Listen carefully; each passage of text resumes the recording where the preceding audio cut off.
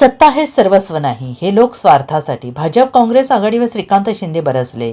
अंबरनाथ नगरपालिकेवर भाजपाने आपला नगराध्यक्ष बसवल्यानंतर सर्वाधिक 27 नगरसेवक असलेल्या शिंदे सेनेला सत्तेपासून दूर ठेवण्यासाठी भाजपने काँग्रेस आणि राष्ट्रवादी अजित पवार पक्षासोबत हातमिळवणी करत अंबरनाथ विकास आघाडी स्थापन केली आणि या गटाची नोंदणी जिल्हाधिकाऱ्यांकडे केली आहे। या गटात भाजपाचे 14, काँग्रेसचे 12, राष्ट्रवादी अजित पवारचे 4 आणि एक अपक्ष असे 31 नगरसेवक आहेत।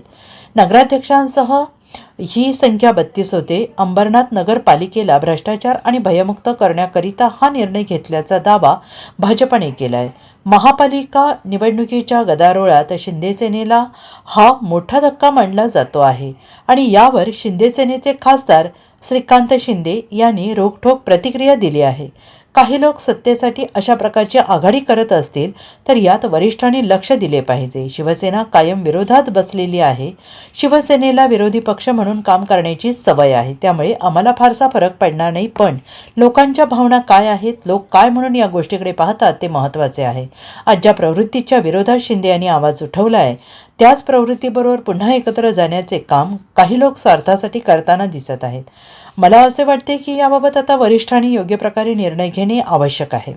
सत्ता हे सर्वस्व नाही, हे वरिष्ठांनी त्यांना लक्षात आणून दिले पाहिजे, अशा शब्दात खासदार श्रीकांत शिंदे यांनी स्थानिक भाजपा नेतृत्वावर टीका केली आहे। त्याचा नारा दिला जात आहे। हा जो विषय आहे हा पूर्णपणे आमचे मित्रपक्ष भारतीय जनता पार्टीचा आहे। आपण जे आहे त्यांना हा प्रश्न जर विचारला तर ते चांगल्या प्रकारे उत्तर जे आहे ते देऊ शकतील।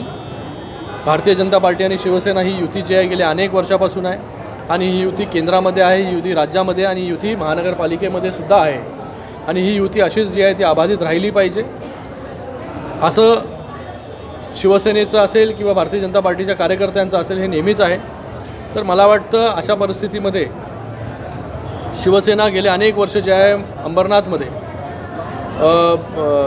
शिवसेनेची सत्ता होती, चांगलं काम जे आहे अंबरनाथमध्ये शिवसेनेच्या कार्यकाळामध्ये झालं, मोठ्या प्रमाणामध्ये निधी आला, मोठ्या प्रमाणामध्ये वेगवेगळ्या वास्तू उभ्या राहिल्या, स्पोर्ट्स कॉम्प्लेक्स उभे राहत आहेत, त्याचबरोबर अंबरनाथ शिव मंदिरचं काम त्या ठिकाणी चालू आहे आणि मला वाटतं आत्ता जो काही निर्णय त्यांना घ्यायचा असेल तरी शिवसेना जी आहे ती शिवसेना डेव्हलपमेंटमध्ये विकासाच्या राजकारणामध्ये जे आहे हे नेहमीच जे कोणी असेल त्यांच्याबरोबर जे आहे हे नेहमी राहणार।